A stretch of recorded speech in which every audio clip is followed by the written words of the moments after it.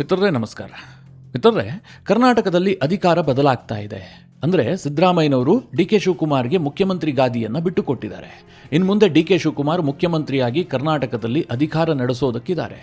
ಇದು ಭವಿಷ್ಯದ ರಾಜಕಾರಣಕ್ಕೆ ಏನೆಲ್ಲ ಪರಿಣಾಮವನ್ನು ಬೀರುತ್ತೆ? JDS ಮತ್ತು BJPಯ ರಾಜಕಾರಣದ ಮೇಲೆ ಪರಿಣಾಮ ಏನು? ವಿಪಕ್ಷಗಳಿಗೆ ಇದರಿಂದ ಲಾಭ ಆಗತ್ತಾ ಅಥವಾ ನಷ್ಟ ಆಗತ್ತಾ? 2028ರ ಚುನಾವಣೆಯ ಮೇಲೆ ಪರಿಣಾಮ ಏನು? ಬಹುತೇಕರು ಏನು ಹೇಳ್ತಾ ಇದ್ದಾರೆ ಅಂತಂದರೆ, ಅಹಿಂದ ವರ್ಗದ ವೋಟ್ ಬ್ಯಾಂಕ್ ಚದುರಿ ಹೋಗುತ್ತೆ, ಈ ಹಿಂದಿನಷ್ಟು ಒಗ್ಗಟ್ಟಾಗಿ ಅವರು ಕಾಂಗ್ರೆಸ್ಗೆ ಮತ ಕೊಡೋದಿಲ್ಲ, ಹೀಗೆಲ್ಲ ಚರ್ಚೆಗಳಾಗ್ತಾ ಇದ್ದಾವಲ್ಲ, ಇದಕ್ಕೇನಾದರೂ ತಳಹದಿ ಇದೆಯಾ? ಈ ಹಿಂದಿನ ಇತಿಹಾಸ ಏನು ಹೇಳುತ್ತೆ? ಕೆಲವರಂತೂ ಡಿ ಕೆ ಶಿವಕುಮಾರ್ 2028 ಗೆದ್ದು ಬಿಡ್ತಾರೆ ಅಂತ ಹೇಳ್ತಾ ಇದ್ದಾರೆ. ಆ ಸಾಧ್ಯತೆಗಳಿದಾವ? ಇದೆಲ್ಲದರ ಬಗ್ಗೆ ಸಹಜವಾಗಿ ನಿಮಗೊಂದಷ್ಟು ಕುತೂಹಲ ಇದೆ ಅಲ್ವಾ?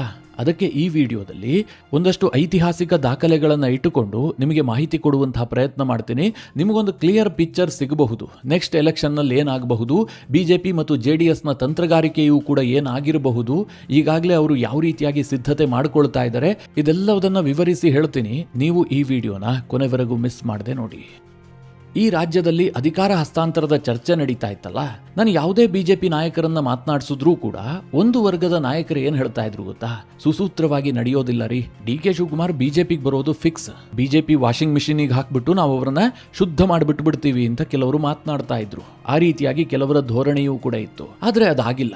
ಡಿ ಕೆ ಶಿವಕುಮಾರ್ ಕಾಂಗ್ರೆಸ್ನಲ್ಲೇ ಮುಖ್ಯಮಂತ್ರಿ ಆದರೂ ಅವರಿನ್ನೆಂದೂ ಕೂಡ BJPಯ ಕಡೆಗೆ ಮುಖ ಹಾಕೋದು ಕೂಡ ಇಲ್ಲ. ಹಾಗಾದ್ರೆ BJPಯ ನಾಯಕರು ಡಿ ಕೆ ಶಿವಕುಮಾರ್ಗೋಸ್ಕರವಾಗಿ ಕಾಯ್ತಾ ಇದ್ರ ಕೇಳಿದ್ರೆ, ರಾಷ್ಟ್ರಮಟ್ಟದ BJP ನಾಯಕರು ಖಂಡಿತವಾಗ್ಲೂ ಕಾಯ್ತಾ ಇರಲಿಲ್ಲ. ಅವರು ಡಿ ಕೆ ಶಿವಕುಮಾರ್ಗೆ ಬಾಗಿಲನ್ನ ಮುಚ್ಚಿ ಎಷ್ಟೋ ವರ್ಷಗಳೇ ಆಗೋಗಿದೆ. 2017ರಿಂದ 2020ರವರೆಗೂ ಕೂಡ ಡಿ ಕೆ ಶಿವಕುಮಾರ್ಗೋಸ್ಕರವಾಗಿ BJPಯವರು ಒಂದಿಷ್ಟು ಟ್ರೈ ಮಾಡಿದ್ದಾರೆ. ಆದರೆ ಯಾವಾಗ ಕುಮಾರಸ್ವಾಮಿ ಪಕ್ಷ BJPಯ ಜೊತೆಗೆ ಕೈ ಜೋಡಿಸುತ್ತೋ ಆಗ BJPಯ ಕೇಂದ್ರದ ನಾಯಕರು ಡಿ ಕೆ ಶಿವಕುಮಾರ್ ಬಗ್ಗೆ ಗಮನ ಹರಿಸೋದನ್ನ ಬಿಟ್ಟು ಹೊಸ ಪ್ಲಾನ್ ಅನ್ನ ರೆಡಿ ಮಾಡಿಕೊಂಡಿದ್ದಾರೆ. ಮಿತ್ರರೇ, ಕಾಂಗ್ರೆಸ್ನಲ್ಲಿ ಡಿ ಕೆ ಶಿವಕುಮಾರ್ ಮುಖ್ಯಮಂತ್ರಿ ಆಗಿರೋದಿದೆಯಲ್ಲ, ಇದು BJPಗೆ ನೈತಿಕವಾಗಿ ಬಹಳ ದೊಡ್ಡ ಲಾಭ ಆಗಿದೆ. ಒಂದು ವೇಳೆ ಅಲ್ಲೇನಾದರೂ ತೊಂದರೆ ಆಗಿ ಡಿ ಕೆ ಶಿವಕುಮಾರ್ BJPಗೆ ಸೇರ್ಪಡೆಗೊಂಡಿದ್ದೇ ಆಗಿದ್ರೆ BJP ಇಡೀ ರಾಷ್ಟ್ರ ಮಟ್ಟದಲ್ಲಿ ನೈತಿಕತೆಯನ್ನು ಕಳೆದುಕೊಳ್ತಾ ಇತ್ತು. ತಿಹಾರ್ ಜೈಲಿಗೆ ಹೋದಂತಹ ಭ್ರಷ್ಟಾಚಾರ ಆರೋಪವನ್ನು ಎದುರಿಸ್ತಾ ಇರುವಂತಹ ಒಬ್ಬ ನಾಯಕನನ್ನ ಪಕ್ಷಕ್ಕೆ ಕರೆತಂದು ಮುಖ್ಯಮಂತ್ರಿ ಮಾಡಿದ್ದೇ ಆಗಿದ್ರೆ BJPಯ ಇಮೇಜ್ಗೆ ಸಾಕಷ್ಟು ಡ್ಯಾಮೇಜ್ ಆಗ್ತಾ ಇತ್ತು. ಅದರಿಂದ BJP ಖಂಡಿತವಾಗ್ಲೂ ಕೂಡ ಬಚಾವಾಗಿದೆ. ಹಾಗಾದ್ರೆ ಈಗ ಡಿ ಕೆ ಶಿವಕುಮಾರ್ ಕಾಂಗ್ರೆಸ್ನಲ್ಲಿ ಮುಖ್ಯಮಂತ್ರಿ ಆದ್ರಲ್ಲ, ಇದರಿಂದ BJP ಮತ್ತು JDSನ ಮೇಲೆ ಪರಿಣಾಮ ಏನು? 2028ಕ್ಕೆ ಏನಾಗುತ್ತೆ? ಇದನ್ನ ವಿಶ್ಲೇಷಣೆ ಮಾಡೋದಾದ್ರೆ ಮಿತ್ರರೇ, ಇದರಿಂದ BJP ಮತ್ತು JDSಗೆ ದೊಡ್ಡ ಲಾಭ ಇದೆ. ಕೆಲವರು ಹೇಳ್ತಾರೆ JDS ಪಕ್ಷವನ್ನು DKಶಿ ನುಂಗ್ ಹಾಕುವಂತಹ ಸಾಧ್ಯತೆಗಳಿದ್ದಾವೆ, ಕಂಪ್ಲೀಟ್ ತನ್ನಲ್ಲಿ ವಿಲೀನ ಮಾಡುವಂತಹ ಸಾಧ್ಯತೆಗಳು ಕೂಡ ಇದ್ದಾವೆ. ಆ ರೀತಿಯ ಚರ್ಚೆಗಳು ಕೂಡ ನಡೀತಾ ಇದೆ. ಒಂದು ವೇಳೆ DKಶಿ ಹಾಗೇನಾದ್ರೂ ಮಾಡಿದ್ದೇ ಆದ್ರೆ ಅದರ ಕತೆ ಬೇರೆ ಆಗತ್ತೆ. ಅದು ಡಿ ಕೆ ಶಿವಕುಮಾರ್ಗೂ ಕೂಡ ತುಂಬಾ ಚೆನ್ನಾಗಿ ಗೊತ್ತು. ಅದಕ್ಕೋಸ್ಕರವಾಗಿ ಅವರು ಅಂತಹ ಚರ್ಚೆಗಳಾಗೋದಕ್ಕೆ ಬಿಟ್ಟೇ ಇಲ್ಲ. ಈ ಹಿಂದೆ ಅಂತಹ ಪ್ರಯತ್ನಗಳು ನಡೆದಿದ್ರೂ ಕೂಡ ಅವರಿಗೆ ಕೆಲವರು ಎಚ್ಚರಿಸಿದ್ದಾರೆ. JDS ಏನಾದರೂ ಹಳೆ ಮೈಸೂರು ಭಾಗದಲ್ಲಿ ಕಂಪ್ಲೀಟ್ ಕೊಲ್ಯಾಪ್ಸ್ ಆಯಿತು, ಈಗೇನೋ ಒಂದಷ್ಟು ಶಾಸಕರು ಕಾಂಗ್ರೆಸ್ಗೆ ಬರಬಹುದು, ಡಿ ಕೆ ಶಿವಕುಮಾರ್ ಬಲ ಹೆಚ್ಚಾದಂತೆ ಕಾಣಬಹುದು. ಆದರೆ 2028ರ ಚುನಾವಣೆಯಲ್ಲಿ ಅದು ಕಾಂಗ್ರೆಸ್ಗೆ ಬಹಳ ದೊಡ್ಡ ಡ್ಯಾಮೇಜ್ ಮಾಡುತ್ತೆ. ಅದಕ್ಕೋಸ್ಕರವಾಗಿ ಡಿ ಕೆ ಶಿವಕುಮಾರ್ JDS ಅನ್ನ ಟಚ್ ಮಾಡುವಂತಹ ಸಾಧ್ಯತೆಗಳು ತೀರಾ ಕಡಿಮೆ ಇದೆ. ಇದನ್ನು ಕೇಳಿದಾಗ ಕೆಲವರಿಗೆ ಆಶ್ಚರ್ಯ ಆಗಬಹುದು. ಯಾಕೆ ಕೇಳಿದ್ರೆ, ಡಿ ಕೆ ಶಿವಕುಮಾರ್ ಅವರ ಸ್ಟ್ರೆಂತ್ ಇರುವಂತಹದ್ದೇ ಹಳೆ ಮೈಸೂರು ಭಾಗ. ಡಿ ಕೆ ಶಿವಕುಮಾರ್ಗೆ ಉತ್ತರ ಕರ್ನಾಟಕದಲ್ಲಿ ದೊಡ್ಡ ನೇಮ್ ಫೇಮ್ ಇಲ್ಲ. ಅಲ್ಲಿ ವೋಟ್ ಅನ್ನ ಪುಲ್ ಮಾಡುವಂತಹ ಕೆಪಾಸಿಟಿ ಡಿ ಕೆ ಶಿವಕುಮಾರ್ಗಿಲ್ಲ. ಇರುವಂತಹದ್ದು ಹಳೆ ಮೈಸೂರು ಭಾಗದಲ್ಲಿ, ಅದರಲ್ಲೂ ಮುಖ್ಯವಾಗಿ ಈ ಒಕ್ಕಲಿಗ ಬೆಲ್ಟ್ ನಲ್ಲಿ. ಅಂತಹದ್ರಲ್ಲಿ JDS ಅನ್ನ ಒಡೆದು ಹಾಕಿದ್ದೆ ಆದ್ರೆ ಸಹಜವಾಗಿ ಕಾಂಗ್ರೆಸ್ಗೆ ಲಾಭ ಆಗುತ್ತಲ್ಲ ಅಂತ. ಸದ್ಯ JDS ಬಳಿಯಲ್ಲಿ 18 MLAಗಳಿದ್ದಾರೆ. DKಶಿ ಏನಾದ್ರೂ ಮನಸ್ಸು ಮಾಡಿದ್ದೆ ಆದ್ರೆ ಒಂದು 12ರಿಂದ 13 ಜನ MLAಗಳನ್ನ ಕಾಂಗ್ರೆಸ್ಗೆ ತಂದು ಸೇರಿಸಬಿಡಬಹುದು. ಇದರಿಂದ ಏನಪ್ಪಾ ಪರಿಣಾಮ ಆಗುತ್ತೆ ಅಂತಂದ್ರೆ, ಈಗ ಕಾಂಗ್ರೆಸ್ MLAಗಳ ಸಂಖ್ಯೆ 138 ಇದೆಯಲ್ಲ, ಇದು ಇನ್ನೊಂದು ಸ್ವಲ್ಪ ಜಾಸ್ತಿ ಆಗುತ್ತೆ. ಆದ್ರೆ 2028ರ ಚುನಾವಣೆಯಲ್ಲಿ ಇದು ಡಿ ಕೆ ಶಿವಕುಮಾರ್ಗೆ ಮಾರಕವಾಗಿ ಪರಿಣಮಿಸುತ್ತೆ. ಯಾಕೆ ಗೊತ್ತಾ? JDS ಇಲ್ಲದಂತಹ ಹಳೆ ಮೈಸೂರು ಭಾಗದಲ್ಲಿ BJP ಎಮರ್ಜ್ ಆಗುತ್ತೆ. ಅದಕ್ಕೆ ಕಾರಣ ಏನು ಅಂತಂದ್ರೆ, ಈ ಹಳೆ ಮೈಸೂರು ಭಾಗದಲ್ಲಿ ಇಷ್ಟು ವರ್ಷಗಳ ಕಾಲ ರಾಜಕೀಯ ಯಾವ ರೀತಿಯಾಗಿ ನಡೀತಾ ಇತ್ತು? JDS versus Congress. ಅಲ್ಲಿನ ಕಾರ್ಯಕರ್ತರಿದಾರಲ್ಲ, ಪರಸ್ಪರ ವಿರುದ್ಧವಾಗಿ ರಾಜಕಾರಣ ಮಾಡಿಕೊಂಡು ಬಂದಂತವರು. ಈಗ ತಮ್ಮ ನಾಯಕರು ಕಾಂಗ್ರೆಸ್ಗೆ ಹೋದರು ಅಂತಂದ್ರೆ JDSನ ಕಾರ್ಯಕರ್ತರು ಯಾವ ಕಾರಣಕ್ಕೂ ಕಾಂಗ್ರೆಸ್ಗೆ ಹೋಗೋದಿಲ್ಲ, ನಾಯಕರನ್ನ ಅನುಸರಿಸೋದಿಲ್ಲ. ಅವರು BJPಗೆ ಶಿಫ್ಟ್ ಆಗ್ತಾರೆ. ಇದು ನಿಮಗೆ 2019ರ ಲೋಕಸಭಾ ಚುನಾವಣೆಯಲ್ಲೇ ಗೊತ್ತಾಗ್ಬಿಟ್ಟಿದೆ. JDSನವರು ಕಾಂಗ್ರೆಸ್ ಜೊತೆಗೆ ಕೈ ಜೋಡಿಸಿದ್ರಿಂದಾಗಿ BJP ರಾಜ್ಯದ ಇತಿಹಾಸದಲ್ಲೇ ಅತ್ಯಧಿಕ ಸೀಟನ್ನು ಗೆದ್ದುಕೊಳ್ಳುತ್ತೆ. 28ರ ಪೈಕಿ 25 ಗೆದ್ದುಕೊಳ್ಳುತ್ತೆ. ಕಾಂಗ್ರೆಸ್ JDS ತಲಾ ಒಂದು ಸೀಟನ್ನು ಗೆಲ್ಲೋದಕ್ಕೆ ಹರಸಾಹಸ ಪಡಬೇಕಾದಂತಹ ಪರಿಸ್ಥಿತಿ ನಿರ್ಮಾಣ ಆಗುತ್ತೆ. ಹೀಗಾಗಿ ಡಿ ಕೆ ಶಿವಕುಮಾರ್ JDS ಅನ್ನ ಟಚ್ ಮಾಡೋದಕ್ಕೆ ಹೋಗೋದಿಲ್ಲ. ಇದರ ನಡುವೆ ಬಿಜೆಪಿ ಏನ್ ಮಾಡ್ತಾ ಇದೆ, ಬಿಜೆಪಿಯ ತಂತ್ರಗಾರಿಕೆ ಏನು, ಡಿಕೆಶಿ ಮುಖ್ಯಮಂತ್ರಿ ಆಗಿದ್ರಿಂದ ಬಿಜೆಪಿಗೆ ಯಾವ ರೀತಿಯಾಗಿ ಲಾಭ ಆಗುತ್ತೆ ಕೇಳಿದ್ರೆ, ಸಿದ್ದರಾಮಯ್ಯನವರ ನಿರ್ಗಮನ ಇದೆಯಲ್ಲ, ಇದು ಸಹಜವಾಗಿ ಬಿಜೆಪಿಗೆ ಒಂದು ಶಕ್ತಿಯನ್ನ ತಂದುಕೊಡುತ್ತೆ. ಯಾಕೆ ಅಂತಂದ್ರೆ 2008ರಿಂದ ನಿರಂತರವಾಗಿ ಅಂದ್ರೆ ಬಿಜೆಪಿ ಕರ್ನಾಟಕದಲ್ಲಿ ಎಮರ್ಜ್ ಆಗೋದಕ್ಕೆ ಶುರುವಾಯ್ತಲ್ಲ, ಆಗ ಬಿಜೆಪಿಗೆ ತಡೆ ಒಡ್ಡಿರುವಂತಹದ್ದೇ ಸಿದ್ದರಾಮಯ್ಯನವರು ಜೆಡಿಎಸ್ ನಿಂದ ಕಾಂಗ್ರೆಸ್ಗೆ ಬರ್ತಾರೆ. ಕಾಂಗ್ರೆಸ್ ಆಗ ಕಳೆಗುಂದುವ ಹಂತಕ್ಕೆ ಹೋಗಿತ್ತು. 2004ರ ರಿಸಲ್ಟ್ ನಿಮಗೆ ಗೊತ್ತಲ್ಲ. 2004ರಲ್ಲಿ ಎಸ್.ಎಂ. ಕೃಷ್ಣ ನೇತೃತ್ವದ ಕಾಂಗ್ರೆಸ್ ಕೇವಲ 65 ಸೀಟನ್ನ ಗೆಲ್ಲುತ್ತೆ. ಬಿಜೆಪಿ ಅತಿ ದೊಡ್ಡ ಪಕ್ಷವಾಗಿ 79 ಸೀಟನ್ನ ಗೆಲ್ಲುತ್ತೆ. ಜೆಡಿಎಸ್ 58 ಸೀಟ್ಗಳನ್ನ ಗೆದ್ದಿರುತ್ತೆ. ಆ ನಂತರದಲ್ಲಿ ದೇವೇಗೌಡರು ಮಾಡಿದಂತಹ ದೊಡ್ಡ ತಪ್ಪೇನು ಕೇಳಿದ್ರೆ, ಸಿದ್ದರಾಮಯ್ಯನವರನ್ನ ಪಕ್ಷದಿಂದ ಉಚ್ಚಾಟನೆ ಮಾಡ್ತಾರೆ. 2006ರಲ್ಲಿ ಅವರು ಕಾಂಗ್ರೆಸ್ ಅನ್ನ ಸೇರ್ಪಡೆಗೊಳ್ತಾರೆ. ಇದು ಕಾಂಗ್ರೆಸ್ಗೆ ಯಾವ ರೀತಿಯಾಗಿ ಸ್ಟ್ರೆಂತ್ ಅನ್ನ ಕೊಡುತ್ತೆ ಅಂತಂದ್ರೆ, ಒಂದು ವೇಳೆ ಸಿದ್ದರಾಮಯ್ಯನವರು ಕಾಂಗ್ರೆಸ್ ಅನ್ನ ಜಾಯಿನ್ ಆಗಿರ್ಲಿಲ್ಲ ಅಂತಾಗಿದ್ರೆ ಕಾಂಗ್ರೆಸ್ ಇವತ್ತು ರಾಜ್ಯದಲ್ಲಿ 3ನೇ ಪಕ್ಷವಾಗಿರ್ತಾ ಇತ್ತು. ರಾಜ್ಯದ ರಾಜಕಾರಣ ಬಿಜೆಪಿ ವರ್ಸಸ್ ಜೆಡಿಎಸ್ ನಡೀತಾ ಇತ್ತು. ಇದನ್ನ ನಾನು ಸುಮ್ಮನೆ ಹೇಳ್ತಾ ಇಲ್ಲ. 2006ರಲ್ಲಿ ಸಿದ್ದರಾಮಯ್ಯನವರು ಕಾಂಗ್ರೆಸ್ ಅನ್ನ ಸೇರ್ಪಡೆಗೊಳ್ತಾರೆ.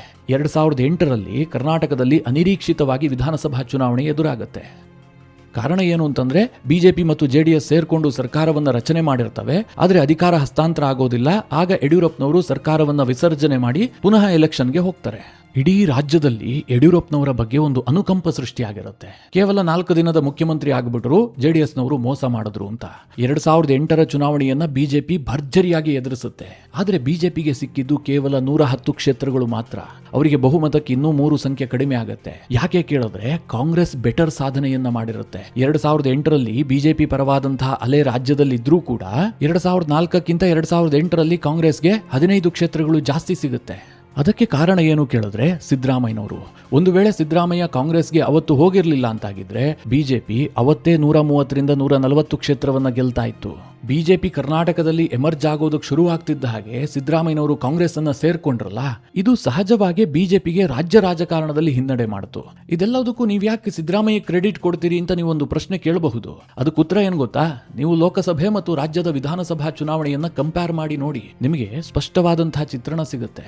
2008ರಲ್ಲಿ ಬಿಜೆಪಿ ವಚನಭ್ರಷ್ಟತೆಯ ಆಧಾರದಲ್ಲಿ ಚುನಾವಣೆಯನ್ನ ಎದುರಿಸಿದ್ರೂ ಕೂಡ, ಯಡಿಯೂರಪ್ಪನವರ ಪರವಾಗಿ ಅಲೆ ಇದ್ರೂ ಕೂಡ ಬಿಜೆಪಿಗೆ ಸಿಕ್ಕಿದ್ದು 33% ವೋಟ್ ಶೇರ್ ಮಾತ್ರ. ಅದೇ 2009ರಲ್ಲಿ ಲೋಕಸಭಾ ಚುನಾವಣೆ ನಡೆಯುತ್ತಲ್ಲ, ಆ ಸಂದರ್ಭದಲ್ಲಿ ಬಿಜೆಪಿ 41% ವೋಟ್ ಶೇರ್ ಅನ್ನ ತೆಗೆದುಕೊಳ್ಳುತ್ತೆ. ದೇಶದ ದೊಡ್ಡ ದೊಡ್ಡ ರಾಜ್ಯದಲ್ಲೇ ಬಿಜೆಪಿ ಮಕಾಡೆ ಮಲಗೋಗಿತ್ತು. ಆದ್ರೆ ಕರ್ನಾಟಕದ ಜನ ಬಿಜೆಪಿಗೆ ವೋಟ್ ಹಾಕಿದ್ರು. ಅದೇ 2014 ತೆಗೆದುಕೊಳ್ಳಿ. 2013ರಲ್ಲಿ ಕರ್ನಾಟಕದಲ್ಲಿ ವಿಧಾನಸಭಾ ಚುನಾವಣೆ ನಡೆದಿರುತ್ತೆ. ಬಿಜೆಪಿ ಕೇವಲ 19.89% ವೋಟ್ ಶೇರ್ ಅನ್ನು ತೆಗೆದುಕೊಳ್ಳುತ್ತೆ. ಕಾರಣ ಏನು ಅಂತಂದ್ರೆ, ಕೆಜೆಪಿ ರಚನೆಯಾಗಿತ್ತು, BSR ಕಾಂಗ್ರೆಸ್ ರಚನೆಯಾಗಿತ್ತು, ಪಕ್ಷ ಒಡೆದು ಹೋಗಿತ್ತು. ಅದೇ 2014ರಲ್ಲಿ ಎಲ್ಲಾ ತಪ್ಪುಗಳನ್ನು ಸರಿಪಡಿಸಿಕೊಂಡು ಬಿಜೆಪಿ ಚುನಾವಣೆಯನ್ನು ಎದುರಿಸುತ್ತೆ. ಆಗ ಬಿಜೆಪಿಗೆ 43% ವೋಟ್ ಶೇರ್ ಸಿಗುತ್ತೆ. 2019ರಲ್ಲಂತೂ ಬಿಜೆಪಿ ಬರೋಬ್ಬರಿ 51% ವೋಟ್ ಶೇರ್ ಅನ್ನು ತೆಗೆದುಕೊಳ್ಳುತ್ತೆ ಲೋಕಸಭಾ ಚುನಾವಣೆಯಲ್ಲಿ. ಕರ್ನಾಟಕದ ಇತಿಹಾಸದಲ್ಲಿ ಬಿಜೆಪಿಗೆ ಯಾವತ್ತೂ ಕೂಡ ಲೋಕಸಭೆಯಲ್ಲಿ ಬಂದಷ್ಟು ವೋಟ್ಗಳಿದೆಯಲ್ಲ, ಅದು ರಾಜ್ಯದ ವಿಧಾನಸಭೆಯಲ್ಲಿ ಬಂದಿಲ್ಲ. ಯಡಿಯೂರಪ್ಪನವರಂತಹ ನಾಯಕತ್ವ ಇದ್ರೂ ಕೂಡ ಬಂದಿಲ್ಲ. ಕಾರಣ ಏನು ಕೇಳಿದ್ರೆ, ಪಕ್ಕದಲ್ಲಿ ಇನ್ನೊಬ್ಬ ಮಾಸ್ ಲೀಡರ್ ಇದ್ರು, ಕಾಂಗ್ರೆಸ್ನಲ್ಲಿ ಸಿದ್ದರಾಮಯ್ಯ ಇದ್ರು. ಹೀಗಾಗಿ ರಾಜ್ಯದ ವಿಧಾನಸಭಾ ಚುನಾವಣೆ ಬಂದಂತಹ ಸಂದರ್ಭದಲ್ಲಿ ನಮಗೆ ಸಿದ್ದರಾಮಯ್ಯನವರು ಮುಖ್ಯಮಂತ್ರಿ ಆಗಬೇಕು ಅಂತ ಒಂದು ವರ್ಗದ ಜನ ಕಾಂಗ್ರೆಸ್ಗೆ ವೋಟ್ ಹಾಕ್ತಾ ಇದ್ರು. ಆದ್ರೆ ಫಸ್ಟ್ ಟೈಮ್ ಈ ಇಡೀ ಪ್ಯಾಟರ್ನ್ ಇದೆಯಲ್ಲ, ಇದು ಟೋಟಲಿ ಕೊಲ್ಯಾಪ್ಸ್ ಆಗಿದೆ. ಬಿಜೆಪಿಯಲ್ಲಿ ಯಡಿಯೂರಪ್ಪ ಇಲ್ಲ, ಕಾಂಗ್ರೆಸ್ನಲ್ಲಿ ಸಿದ್ದರಾಮಯ್ಯ ಇಲ್ಲ. ಅವರ ಬೆಂಬಲಿಗರು ಈಗ ನಮ್ಮ ನಾಯಕ ಮುಖ್ಯಮಂತ್ರಿ ಆಗ್ತಾನೆ ಅಂತ ವೋಟ್ ಹಾಕ್ತಾ ಇಲ್ಲ. ಇದರಿಂದ ಏನ್ ರಿಸಲ್ಟ್ ಬರುತ್ತೆ ಅಂತ 2023ರಲ್ಲೇ ನಮಗೊಂದು ಸುಳಿವು ಸಿಕ್ಕಿದೆ. ಯಡಿಯೂರಪ್ಪನವರು ಬಿಜೆಪಿಯಲ್ಲಿ ಆಕ್ಟಿವ್ ಇಲ್ಲದ ಕಾರಣದಿಂದಾಗಿ, ಅಂದ್ರೆ ಅವರು ಮುಖ್ಯಮಂತ್ರಿ ಆಗೋದಿಲ್ಲ ಅಂತ ಗೊತ್ತಾಗ್ತಿದ್ದ ಹಾಗೆ ಪಕ್ಕಾ ಯಡಿಯೂರಪ್ಪನವರನ್ನೇ ಬೆಂಬಲಿಸುವಂತಹ ಒಂದು 10% ವೋಟ್ ಶೇರ್ ಇತ್ತಲ್ಲ, ಯಾಕಂದ್ರೆ ಕೆಜೆಪಿ ಕಟ್ಟಿದಾಗ ಅವ್ರಿಗೆ ಬಂದಿದ್ದ 10% ವೋಟ್ ಶೇರ್, ಅದೇ ಆಧಾರದಲ್ಲಿ ನಾನು ಹೇಳ್ತಾ ಇದ್ದೀನಿ, ಅದು ಡಿಸ್ಟರ್ಬ್ ಆಯಿತು. ಅವರು ಫುಲ್ ಫ್ರೀ ಆದ್ರು, ತಮ್ಮ ತಮ್ಮ ಕ್ಷೇತ್ರದಲ್ಲಿ ಯಾರಿಗೆ ಮನಸ್ಸಿಗೆ ಬರುತ್ತೋ ಅವ್ರಿಗೆ ವೋಟ್ ಹಾಕಿದ್ರು. ಹೀಗಾಗಿ ಕಳೆದ ಬಾರಿ ಕಾಂಗ್ರೆಸ್ಗೆ 42% ವೋಟ್ ಶೇರ್ ಸಿಕ್ತು. ಇದು ಇತ್ತೀಚಿನ ವರ್ಷದಲ್ಲಿ ಒಂದು ಹೊಸ ದಾಖಲೆ. ಈಗ ಸಿದ್ದರಾಮಯ್ಯನವರನ್ನ ಕಾಂಗ್ರೆಸ್ ಕೆಳಗಿಳಿಸಿದೆ. ಇದು ಯಾವ ರೀತಿಯಾಗಿ ಪರಿಣಾಮ ಬೀರುತ್ತೆ ಅಂತಂದ್ರೆ, ಈ ಹಿಂದೆ ಸಿದ್ದರಾಮಯ್ಯನವರು ಮುಖ್ಯಮಂತ್ರಿ ಆಗ್ತಾರೆ ಅಂತಲೇ ಕೆಲವರು ಕಾಂಗ್ರೆಸ್ಗೆ ವೋಟ್ ಹಾಕ್ತಾ ಇದ್ರಲ್ಲ, ಅವರು ಫ್ರೀ ಆಗ್ತಾರೆ. ಅವರು ಯಾರಿಗೆ ಮನಸ್ಸಿಗೆ ಬರುತ್ತೋ ಅವ್ರಿಗೆ ವೋಟ್ ಹಾಕ್ತಾರೆ. ಅಂದ್ರೆ ಕ್ಷೇತ್ರವಾರು ಚುನಾವಣೆ ನಡೆಯುತ್ತೆ. ಡಿಕೆಶಿ ಆ ವೋಟ್ಗಳನ್ನ ಸೆಳೀತರ ಕೇಳಿದ್ರೆ ಖಂಡಿತವಾಗ್ಲೂ ಸಾಧ್ಯ ಇಲ್ಲ. ಇದರಿಂದ ಡಿ.ಕೆ. ಶಿವಕುಮಾರ್ ಅಭಿಮಾನಿಗಳಿಗೆ ಬೇಸರ ಆಗಬಹುದೇನೋ, ಆದರೆ ವಾಸ್ತವ ಸತ್ಯ ಏನು ಗೊತ್ತಾ, ಡಿ.ಕೆ. ಶಿವಕುಮಾರ್ ಹಳೆ ಮೈಸೂರು ಭಾಗದಲ್ಲಿ ತುಂಬಾ ಪ್ರಭಾವಶಾಲಿ ನಾಯಕ, ಅದರಲ್ಲೇನು ಡೌಟ್ ಇಲ್ಲ. ಒಕ್ಕಲಿಗ ಬೆಲ್ಟ್ನಲ್ಲಿ ಅವರನ್ನ ಬೆಂಬಲಿಸುವಂತಹ ಒಂದು ದೊಡ್ಡ ವರ್ಗ ಇದೆ. ಆದರೆ ಮಧ್ಯ ಕರ್ನಾಟಕ ಭಾಗ ಇರಬಹುದು ಅಥವಾ ಉತ್ತರ ಕರ್ನಾಟಕ ಭಾಗ ಇರಬಹುದು, ಅಲ್ಲಿ ಡಿ.ಕೆ. ಶಿವಕುಮಾರ್ಗೆ ಬೆಂಬಲ ಇಲ್ಲ. ಇದರ ನಡುವೆ ಇತ್ತ ಕಡೆಯಲ್ಲಿ ಬಿಜೆಪಿಯ ಒಂದು ತಂತ್ರಗಾರಿಕೆ ಇದೆ. ಬಿಜೆಪಿಯವರ ದೊಡ್ಡ ಪ್ರಾಬ್ಲಮ್ ಏನು ಕೇಳಿದ್ರೆ, ಒಂದು ಪಕ್ಷದೊಳಗಿನ ಭಿನ್ನಮತ, ಎರಡನೇದಾಗಿ ಪಕ್ಷದೊಳಗೆ ಯಡಿಯೂರಪ್ಪನವರ ನಂತರ ದೊಡ್ಡ ಮಟ್ಟದ ನಾಯಕತ್ವ ಇಲ್ಲ. ಅದಕ್ಕೆ ಯಡಿಯೂರಪ್ಪನವರು ಕೂಡ ಕಾರಣ, ಜೊತೆಗೆ ಬಿಜೆಪಿಯವರು ಕೂಡ ಕಾರಣ. ಅವರು ಸರಿಯಾದ ಸಮಯದಲ್ಲಿ ಇನ್ನೊಬ್ಬ ನಾಯಕನನ್ನ ಬೆಳೆಸುವಂತಹ ಪ್ರಯತ್ನವನ್ನೇ ಮಾಡಿಲ್ಲ. ಅದರ ಕೊರತೆಯನ್ನ ಈಗ ಅನುಭವಿಸ್ತಾ ಇದ್ದಾರೆ. ಅದಕ್ಕೆ ಕೇಂದ್ರದ ಹೈಕಮಾಂಡ್ ಒಂದು ಸ್ಪಷ್ಟವಾದಂತಹ ಲೆಕ್ಕಾಚಾರ ಹಾಕೊಂಡಿದೆ. ನೀವು ಬೇಕಾದ್ರೆ ನೆನಪಿನಲ್ಲಿ ಇಟ್ಕೊಳ್ಳಿ, 2028 ಚುನಾವಣೆಯ ರಿಸಲ್ಟ್ ಬರುತ್ತಲ್ಲ, ಆಗ ಇದೇ ಆಗುವಂತಹದ್ದು. ಅದೇನು ಕೇಳಿದ್ರೆ, ಬಿಹಾರದ ಮಾಡೆಲ್. ಕುಮಾರಸ್ವಾಮಿ ಅವರಿಗೆ ಇನ್ನೊಮ್ಮೆ ಮುಖ್ಯಮಂತ್ರಿ ಆಗಬೇಕು, ತುಂಬಾ ಫ್ರೀಯಾಗಿ ಅಧಿಕಾರವನ್ನು ನಡೆಸಬೇಕು ಅನ್ನುವಂತಹ ಒಂದು ಹಂಬಲ ಇದೆ. ಈ ಹಿಂದೆ ಅವರು ಬಿಜೆಪಿ ಜೊತೆಗೆ 20 ತಿಂಗಳು ಅಧಿಕಾರವನ್ನು ನಡೆಸಿದ್ರಲ್ಲ, ಆಗ ತುಂಬಾ ಕಂಫರ್ಟ್ ಆಗಿದ್ರು. ಅವ್ರಿಗೆ ಬೇಕಾದಂತಹ ಯೋಜನೆಗಳನ್ನ ಜಾರಿಗೆ ತಂದಿದ್ರು, ಅವರಿಗೆ ತುಂಬಾ ಫ್ರೀಡಮ್ ಕೂಡ ಇತ್ತು. ಅದನ್ನ ಕುಮಾರಸ್ವಾಮಿ ಅವರೇ ಸ್ವತಃ ಹೇಳ್ಕೊಂಡಿದ್ದಾರೆ. ಆದ್ರೆ 2018ರಲ್ಲಿ ಒಂದು 13 ತಿಂಗಳು ಮುಖ್ಯಮಂತ್ರಿ ಆಗ್ತಾರಲ್ಲ, ಆಗ ಅವರು ಕೇವಲ ನಾಮಕಾವಸ್ಥೆ ಮುಖ್ಯಮಂತ್ರಿ ಮಾತ್ರ. ಸಿದ್ದರಾಮಯ್ಯನವರು ಅವರ ಜುಟ್ಟು ಜನಿವಾರವನ್ನ ಹಿಡ್ಕೊಂಡಿದ್ರು, ತುಂಬಾ ಚೆನ್ನಾಗಿ ಆಡಿಸಿದ್ರು. ಯಾವಾಗ ಬೇಡ ಅನ್ನಿಸ್ತೋ ಅವರನ್ನ ಕೆಳ ಹಾಕಿದ್ರು. ಹೀಗಾಗಿ ಕುಮಾರಸ್ವಾಮಿ ಅವರಿಗೆ ನಾನು ಇನ್ನೊಮ್ಮೆ ಮುಖ್ಯಮಂತ್ರಿ ಆಗಬೇಕು ಅನ್ನುವಂತಹ ಪ್ರಬಲ ಹಂಬಲ ಇದೆ. ಹಾಗೆ ಕುಮಾರಸ್ವಾಮಿ ಅವರಿಗೆ ಇನ್ನೊಂದು ವಿಚಾರ ಕನ್ಫರ್ಮ್ ಇರೋದೇನು ಕೇಳಿದ್ರೆ, ಏಕಾಂಗಿಯಾಗಿ ನಾನಂತೂ ಅಧಿಕಾರಕ್ಕೆ ಬರೋದಕ್ಕೆ ಸಾಧ್ಯವೇ ಇಲ್ಲ ಅಂತ. ಅದಕ್ಕೆ ಕೇಂದ್ರದ ಹೈಕಮಾಂಡ್ ಏನ್ ಪ್ಲಾನ್ ಮಾಡಿದೆ ಅಂತಂದ್ರೆ, ಈ ಬಿಜೆಪಿ ಅವರಿಗೆ ಹಳೆ ಮೈಸೂರು ಭಾಗ ಇದೆಯಲ್ಲ, ಇದೊಂಥರ ಕಬ್ಬಿಣದ ಕಡಲೆ. ಅಲ್ಲಿ ಹೆಚ್ಚಿಗೆ ಸೀಟ್ ಬರೋದಿಲ್ಲ. ಅಲ್ಲಿ JDS ನ ಸಹಾಯ ಇದ್ದಿದ್ದೇ ಆದ್ರೆ ಪಕ್ಷ ಇವತ್ತಲ್ಲ ನಾಳೆ ಎಮರ್ಜ್ ಆಗಬಹುದು. ಅಂದ್ರೆ JDS ನಲ್ಲಿ ಒಂದು ನಿರ್ವಾತ ಕಾಡುವಂತಹದ್ದು ಪಕ್ಕ. ಕುಮಾರಸ್ವಾಮಿ ಅವರ ನಂತರ JDS ನಲ್ಲಿ ಯಾರಿದ್ದಾರೆ? ಹೀಗಾಗಿ ಕೇಂದ್ರದಲ್ಲಿ ಅಮಿತ್ ಶಾ ಒಂದು ಪಕ್ಕಾ ಪ್ಲಾನ್ ರೆಡಿ ಮಾಡಿಟ್ಕೊಂಡಿದ್ದಾರೆ. ಕೆಲ ವರದಿಗಳ ಪ್ರಕಾರ 6 ತಿಂಗಳ ಹಿಂದೆಯೇ ಕುಮಾರಸ್ವಾಮಿ ಅವರನ್ನ ಕರೆಸಿಕೊಂಡು ಅಮಿತ್ ಶಾ ಕೆಲವೊಂದಷ್ಟು ರಾಜಕೀಯ ಸೂಚನೆಗಳನ್ನ ಕೊಟ್ಟಿದ್ರು. ಇದೇ ಕಾರಣದಿಂದ ಇತ್ತೀಚಿನ ದಿನಗಳಲ್ಲಿ ಕುಮಾರಸ್ವಾಮಿ ಅವರು ರಾಜ್ಯ ರಾಜಕಾರಣದಲ್ಲಿ ಹೆಚ್ಚು ಆಕ್ಟಿವ್ ಆಗ್ತಾ ಇದ್ದಾರೆ ಎನ್ನುವಂತಹ ಮಾತುಗಳಿದ್ದಾವೆ. ಅಂದ್ರೆ ಅಮಿತ್ ಶಾ ಅವರು ಕುಮಾರಸ್ವಾಮಿಗೆ ಕೊಟ್ಟಂತಹ ಟಾಸ್ಕ್ ಏನು ಕೇಳಿದ್ರೆ, 2028 ಚುನಾವಣೆಯಲ್ಲಿ ನೀವು 40ರಿಂದ 45 ಕ್ಷೇತ್ರವನ್ನ ಗೆಲ್ಲೋದಕ್ಕೆ ಎಲ್ಲಾ ರೀತಿಯಲ್ಲೂ ಶ್ರಮ ಹಾಕಿ, ನಿಮ್ಮ ಕೈಯಿಂದ ಅದು ಸಾಧ್ಯ ಆಗತ್ತೆ. DK ಶಿವಕುಮಾರ್ ಅವರ ಓಟಕ್ಕೆ ಈ ಹಳೆ ಮೈಸೂರು ಭಾಗದಲ್ಲಿ ಬ್ರೇಕ್ ಹಾಕಿದ್ದೆ ಆದ್ರೆ ಕಾಂಗ್ರೆಸ್ ಮಕಾಡೆ ಮಲಗುತ್ತೆ ಎನ್ನುವಂಥದ್ದು ಅಮಿತ್ ಶಾ ಲೆಕ್ಕಾಚಾರ. ಇದನ್ನ ಕುಮಾರಸ್ವಾಮಿ ಅವರಿಗೂ ಕೂಡ ಕನ್ವೆ ಮಾಡಿದ್ದಾರೆ ಎನ್ನುವಂತ ಮಾಹಿತಿ ಇದೆ. JDS 40 ಸೀಟ್ಗಳನ್ನ ಗೆಲ್ತು ಅಂತಂದ್ರೆ ಕಾಂಗ್ರೆಸ್ ಅಧಿಕಾರದಿಂದ ದೂರ ಉಳಿತು ಅಂತಾನೆ ಲೆಕ್ಕ. ಮಿತ್ರರೇ, ಹೇಳ್ತಾ ಹೋದ್ರೆ ಈ ವಿಡಿಯೋದ ಲೆಂತ್ ಜಾಸ್ತಿ ಆಗತ್ತೆ. ಬಿಜೆಪಿಯ ಕೆಲ ತಪ್ಪುಗಳ ಕಾರಣದಿಂದಾಗಿಯೇ 2013 ಇರಬಹುದು, 2023 ಇರಬಹುದು ಕಾಂಗ್ರೆಸ್ ಅಧಿಕಾರಕ್ಕೆ ಬಂದಿದ್ದು. 2013ರಲ್ಲಿ ಬಿಜೆಪಿ ಒಡೆದು ಹೋಯಿತು. ಈ ಕಾರಣದಿಂದಾಗಿ ಸಿದ್ದರಾಮಯ್ಯನವರು ಅಧಿಕಾರಕ್ಕೆ ಬಂದ್ರು. ಅದೇ 2023ರಲ್ಲಿ ಯಾವ ತಪ್ಪು ಮಾಡಿದ್ರು ಗೊತ್ತಾ? ಹಳೆ ಮೈಸೂರು ಭಾಗವನ್ನ ಬಿಜೆಪಿ ಹೆಚ್ಚು ಕಾನ್ಸಂಟ್ರೇಟ್ ಮಾಡಿತು. ನಮಗೆ ನಾರ್ತ್ ಕರ್ನಾಟಕ, ಮಧ್ಯ ಕರ್ನಾಟಕದಲ್ಲಿ ಸ್ವಲ್ಪ ಹಿನ್ನಡೆ ಆಗತ್ತೆ, ನಾವು ಅದನ್ನ ಹಳೆ ಮೈಸೂರು ಭಾಗದಲ್ಲಿ ಗೆದ್ದುಕೊಳ್ತೀವಿ, ಇಲ್ಲೊಂದು 10ರಿಂದ 15 ಸೀಟು ಗೆದ್ದಿದ್ದೆ ಆದ್ರೆ ಅಲ್ಲಿಗಲ್ಲಿಗೆ ಬ್ಯಾಲೆನ್ಸ್ ಆಗುತ್ತೆ ಅನ್ನುವಂಥದ್ದು ಬಿಜೆಪಿಯ ಲೆಕ್ಕಾಚಾರ ಆಗಿತ್ತು. ಆದ್ರೆ ಎಡವಟ್ಟಾಗಿದ್ದೇನು ಗೊತ್ತಾ?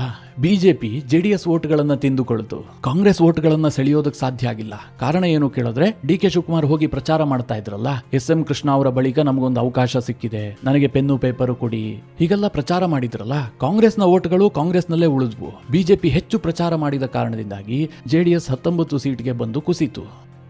ಇಲ್ಲದೆ ಹೋಗಿದ್ರೆ 2023ರಲ್ಲೂ ಕೂಡ ಕಾಂಗ್ರೆಸ್ಗೆ ಈ ಪಾರ್ಟಿ ಸೀಟ್ಗಳು ಬರ್ತಾ ಇರಲಿಲ್ಲ. ಅದನ್ನ ಅರ್ಥ ಮಾಡಿಕೊಂಡು 2024ರಲ್ಲಿ ಲೋಕಸಭಾ ಚುನಾವಣೆ ಎದುರಿಸಿದ್ರು ಬಿಜೆಪಿಗೆ ಅದು ಲಾಭ ಆಯಿತು, JDSಗೂ ಕೂಡ ಲಾಭ ಆಯಿತು. ಹೇಳಬೇಕು ಅಂತಂದ್ರೆ ಈ ಮೈತ್ರಿಯ ಕಾರಣದಿಂದಾಗಿ JDS ಮರುಹುಟ್ಟನ್ನು ಪಡೆದುಕೊಳ್ತು. ಈಗ ಅಮಿತ್ ಶಾ ಹೇಳ್ತಿರೋದು ಕೂಡ ಅದನ್ನೇ. ನಾವು ಒಟ್ಟಾಗಿ 2028 ಚುನಾವಣೆಯನ್ನ ಎದುರಿಸಿ ಹಳೆ ಮೈಸೂರು ಭಾಗದಲ್ಲಿ JDSಗೆ ಶಕ್ತಿ ತುಂಬಬೇಕು. JDS ಅಲ್ಲಿ ಒಳ್ಳೆ ಸಾಧನೆ ಮಾಡಿದ್ದೆ ಆದ್ರೆ ಈಸಿಯಾಗಿ ಕರ್ನಾಟಕದಲ್ಲಿ 130ರಿಂದ 140 ಸ್ಥಾನಗಳನ್ನ ಗೆದ್ದು ಬಿಡಬಹುದು. ಆರಂಭದಲ್ಲಿ ಕುಮಾರಸ್ವಾಮಿ ಅವರಿಗೆ ಅಧಿಕಾರವನ್ನ ಕೊಟ್ಟು ನಂತರ ನಿಧಾನದಲ್ಲಿ ಬಿಜೆಪಿಯ ಮುಖ್ಯಮಂತ್ರಿಯನ್ನ ಮಾಡಿಕೊಳ್ಳುವಂತಹದ್ದು ಅಮಿತ್ ಶಾ ಅವರ ಪ್ಲಾನ್ ಆಗಿದೆ. ಬಿಹಾರದಲ್ಲಿ ಮಾಡಿದ್ರಲ್ಲ, ಸೇಮ್ ಟು ಸೇಮ್ ಪ್ಲಾನ್ ಅನ್ನ ಈ ಬಾರಿ ಕರ್ನಾಟಕದಲ್ಲಿ ಇಂಟ್ರೊಡ್ಯೂಸ್ ಮಾಡ್ತಾರೆ. ಹೀಗಾಗಿ DK ಶಿವಕುಮಾರ್ಗೆ ತುಂಬಾ ಟಫ್ ಇದೆ. DK ಶಿವಕುಮಾರ್ ಅನ್ನ ಆಯ್ಕೆ ಮಾಡಿರುವಂತಹ ಕಾಂಗ್ರೆಸ್ಗೂ ಕೂಡ ಇದು ಬಹಳ ದೊಡ್ಡ ಮಟ್ಟದಲ್ಲಿ ಡ್ಯಾಮೇಜ್ ಮಾಡುತ್ತೆ. ಈ DK ಶಿವಕುಮಾರ್ ಅವರಿಗೆ ಇನ್ನೊಂದು ಪ್ರಾಬ್ಲಮ್ ಕೂಡ ಇದೆ. ಅವರು ಪಕ್ಷದ ಒಳಗೂ ಕೂಡ ವಿರೋಧವನ್ನ ಎದುರಿಸ್ತಾ ಇದ್ದಾರೆ. ಸಿದ್ದರಾಮಯ್ಯನವರಿಗೆ ಸಿಕ್ಕಂತಹ ಬೆಂಬಲ DK ಶಿವಕುಮಾರ್ಗೆ ಸಿಗಲ್ಲ. ಇವತ್ತು ಕಾಂಗ್ರೆಸ್ನ ಹಾರ್ಡ್ ಕೋರ್ ಬೆಂಬಲಿಗರು ಯಾರು? ರಾಜ್ಯದಲ್ಲಿರುವಂತಹ ಬುದ್ಧಿಜೀವಿಗಳು, ಸಾಹಿತಿಗಳು, ಚಿಂತಕರು, ವಿಮರ್ಶಕರು, ಇವರೆಲ್ಲರೂ ಕೂಡ ನಿರಂತರವಾಗಿ ಸಿದ್ದರಾಮಯ್ಯನವರನ್ನ ಬೆಂಬಲಿಸಿದ್ದಾರೆ. ಆದ್ರೆ ಈಗ ಅವರು DK ಶಿವಕುಮಾರ್ ಅನ್ನ ಬೆಂಬಲಿಸ್ತಾ ಇಲ್ಲ. ಅವರೇನೇ ಇದ್ರೂ ಕೂಡ ಸಿದ್ದರಾಮಯ್ಯನವರ ಜೊತೆಗೆ ಇದ್ದಾರೆ. ಯಾಕೆ ಅಂತಂದ್ರೆ ಕೆಲವೊಂದಷ್ಟು ಕಾರಣಗಳು ಕೂಡ ಇದಾವೆ. DK ಶಿವಕುಮಾರ್ ನಮಸ್ತೆ ಸದಾ ವತ್ಸಲೆ ಮಾತೃಭೂಮೆ ಹೀಗಂತ ಹೇಳುವಂತಹ ನಾಯಕ. ನನ್ನ ಹಿನ್ನೆಲೆ RSS, ನಾನು ಅಲ್ಲೂ ಕೂಡ ಇದ್ದೆ ಅಂತ ಹೇಳ್ತಾರೆ. ಜೊತೆಗೆ DK ಶಿವಕುಮಾರ್ ಮಹಾನ್ ದೈವ ಭಕ್ತ. ಈ ಸಾಹಿತಿಗಳು, ಚಿಂತಕರು, ಬುದ್ಧಿಜೀವಿಗಳಿಗೆ ಇದೆಲ್ಲ ಇಷ್ಟ ಆಗೋದಿಲ್ಲ. ದೇವರನ್ನ ಬೈಬೇಕು, ಹಿಂದೂಯಿಸಂ ಅನ್ನ ಟೀಕೆ ಮಾಡಬೇಕು, ಅದು ಅವರಿಗೆ ಇಷ್ಟ ಆಗುತ್ತೆ. ಅಂತಹ ನಾಯಕರನ್ನ ಅವರು ಬೆಂಬಲ ಕೊಡ್ತಾರೆ. ಹೀಗಾಗಿ ಡಿ ಕೆ ಶಿವಕುಮಾರ್ ಅವರಿಗೆ ಕಾಂಗ್ರೆಸ್ನ ಒಳಗೆ ಸಿದ್ದರಾಮಯ್ಯನವರಿಗೆ ಸಿಗ್ತಾ ಇತ್ತಲ್ಲ ಬೆಂಬಲ, ಆ ಬೆಂಬಲ ಸಿಗೋದಿಲ್ಲ. ಅವರು ಕೇವಲ ಒಕ್ಕಲಿಗ ನಾಯಕರಾಗೇ ರಾಜ್ಯದಲ್ಲಿ ಗುರುತಿಸಿಕೊಳ್ಬೇಕಾದಂತಹ ಒಂದು ಅನಿವಾರ್ಯತೆ ಸೃಷ್ಟಿಯಾಗಿದೆ. ಮುಂದೆಯೂ ಕೂಡ ಹಾಗೆ ನಡೆಯುತ್ತೆ. ಈ ವಿಚಾರದ ಬಗ್ಗೆ ಮಾತನಾಡ್ತಾ ಹೋದ್ರೆ ಸಾಕಷ್ಟು ವಿಚಾರಗಳಿದಾವೆ. ಈ ವಿಡಿಯೋನ ಇಲ್ಲಿಗೆ ಎಂಡ್ ಮಾಡ್ತೀನಿ. ಮುಂದೆ ಯಾವುದಾದ್ರೂ ಸಂದರ್ಭ ಬಂದಂತಹ ಸಂದರ್ಭದಲ್ಲಿ ಇದರ ಬಗ್ಗೆ ಇನ್ನೂ ಡೀಟೇಲ್ ಆಗಿ ಚರ್ಚೆ ಮಾಡೋಣ. ಈ ವಿಚಾರದ ಕುರಿತಾಗಿ ನಿಮಗೇನ್ ಅನ್ಸುತ್ತೆ? ಡಿ ಕೆ ಶಿವಕುಮಾರ್ ಮುಖ್ಯಮಂತ್ರಿ ಆಗಿರೋದು JDS ಮತ್ತು ಬಿಜೆಪಿಗೆ ಲಾಭ ಮಾಡಿಕೊಡುತ್ತಾ ಅಥವಾ ನಷ್ಟಕ್ಕೆ ಕಾರಣ ಆಗುತ್ತಾ? ನಿಮ್ಮ ಅನಿಸಿಕೆ ಅಭಿಪ್ರಾಯವನ್ನ ಕಮೆಂಟ್ ಮಾಡುವ ಮೂಲಕ ನಮಗೆ ತಿಳಿಸಿ. ಹಾಗೆ ನಿಮಗೆ ಈ ವಿಡಿಯೋ ಇಷ್ಟವಾದರೆ ಲೈಕ್ ಮಾಡಿ. ಜೊತೆಗೆ ನೀವಿನ್ನೂ ನಿಮ್ಮ ನೆಚ್ಚಿನ ಸಂಸ್ಕಾರ ಸೌರಭ ಯೂಟ್ಯೂಬ್ ಚಾನಲ್ನ ಸಬ್ಸ್ಕ್ರೈಬ್ ಮಾಡಿಲ್ಲ ಅಂತಾದ್ರೆ ಈ ಕೂಡಲೇ ಸಬ್ಸ್ಕ್ರೈಬ್ ಮಾಡಿ. ಮುಂದಿನ ಎಲ್ಲ ಅಪ್ಡೇಟ್ಗಳ ನೋಟಿಫಿಕೇಶನ್ಗಾಗಿ ಬೆಲ್ ಐಕಾನ್ ಒತ್ತಿ.